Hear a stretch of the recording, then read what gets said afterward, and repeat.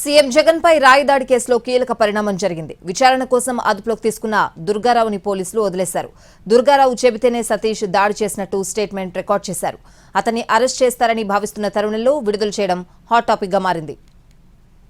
CM Jagan పై రాయిదాడి case దర్యాప్తునకు సంబంధించిన కీలక విషయాలు వెలుగులోకి వచ్చాయి. దాడికి పాల్పడిన సతీష్ పుట్టినరోజు వేడుకలకు డబ్బులు అవసరమయ్యాయి. ఈ విషయాన్ని గుర్తించిన దుర్గారావు తనకు అనుకూలంగా వాడుకున్నాడు. ముఖ్యమంత్రిపై దాడికి కుట్ర పన్నాడు. దుర్గారావు సూచన మేరకు సీఎం జగన్ పై సతీష్ రాయిదాడి చేసినట్లు గుర్తించారు. దాడి జరిగిన తర్వాత డాబాకోట సెంటర్లో స్నేహితులతో కలిసి పుట్టినరోజు వేడుకలు జరుపుకున్నాడు సతీష్. కేకు కట్ చేసి బాణాసంచా కాల్చి హడావుడి చేసినట్లు దర్యాప్తులో గుర్తించారు పోలీసులు. దాడి కేసులో రెండో నిందితుడిగా ఉన్న దుర్గారావును చూపించాలని బంధువులు డిమాండ్ చేశారు. పోలీస్ కమిషనర్ కాంతిరాణా టాటాను కలిసేందుకు పెద్ద సంఖ్యలో సిపి ఆఫీస్కు వెళ్లారు. కానీ అనుమతి లేదంటూ వాళ్లను పోలీసులు అడ్డుకున్నారు.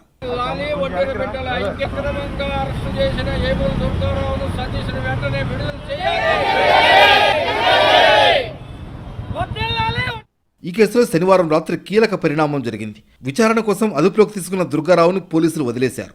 దుర్గారావు చెబితేనే సతీష్ దాడి చేసినట్లు స్టేట్మెంట్ రికార్డ్ చేశారు. అతన్ని అరెస్ట్ చేస్తారని భావిస్తున్న తరుణంలో విడుదల చేయడం హాట్ టాపిక్ గా మారింది. అంతా చూసుకున్న తర్వాతే ఇతనికి ఏ తప్పు తెలియదు, ఇతను నిర్దోషి అని నన్ను స్టేషన్ దగ్గర అక్కడ సిసివి పోలీస్ స్టేషన్ దగ్గర నుంచి సింగినగర్ పోలీసుల దగ్గర అప్పచెప్పడం జరిగింది. సింగినగర్ పోలీసులు మా ఇంటికి వచ్చి మా అమ్మగారితో మా ఆవిడతో సంతకాలు తీసుకొని ఫామ్ 60 నోటీస్ మీద కూడా సంతకాలు పెట్టించుకొని రేపు ఫర్దర్గా మీరు స్టేషన్కి ఏమైనా రావాల్సి వస్తే మాకు సహకరించగలరు అని అడిగారు. నేను కూడా వస్తానని చెప్పాను. నిర్దోషాన్ని వాళ్లే బలంగా ఒప్పుకొని నన్ను ఇంటి దగ్గర దింపడం జరిగింది. మరోవైపు అక్రమ కేసుల్లో ఇరికించాలని చూస్తే ఊరుకోబోమన్నారు టీడీపీ నేత బొండా ఉమా. ఈసీ జోక్యం చేసుకోవాలని కోరారు. అనవసరంగా గనక మీరు తప్పుడు కేసుల్లో మమ్మల్ని ఇరికించాలని చూస్తే మీకు హైదరాబాద్ పోలీసులు గతే పట్టుద్ది. ఖచ్చితంగా ఓచలు లెక్క పెట్టిస్తాం మిమ్మల్ని. నిన్న మా కార్యకర్తలు గనక నిలబడపోతే నిన్నే అక్రమ కేసుల్లో కస్టడీలో తీసుకునేవాళ్ళు. ఎన్నికల కమిషనర్ గారు కూడా కంప్లైంట్ ఇచ్చాం.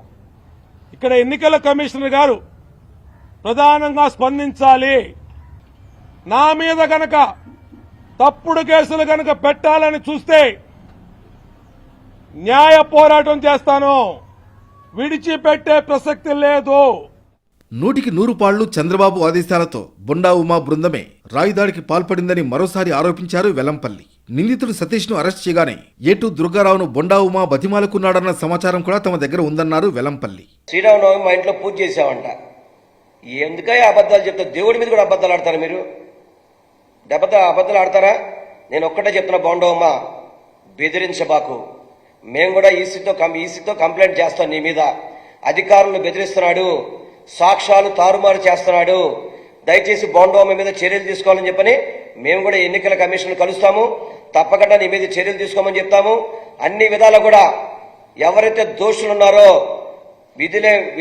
వదిలే సమస్య లేదని చెప్పని మాత్రం మీ ద్వారా నేను తెలియపరచుకుంటున్నాను. మొత్తానికి ఎన్నికల వేళ దాడి కేసు టీడీపీ వైసీపీ నేతల మధ్య మంటలు రాజేస్తోంది.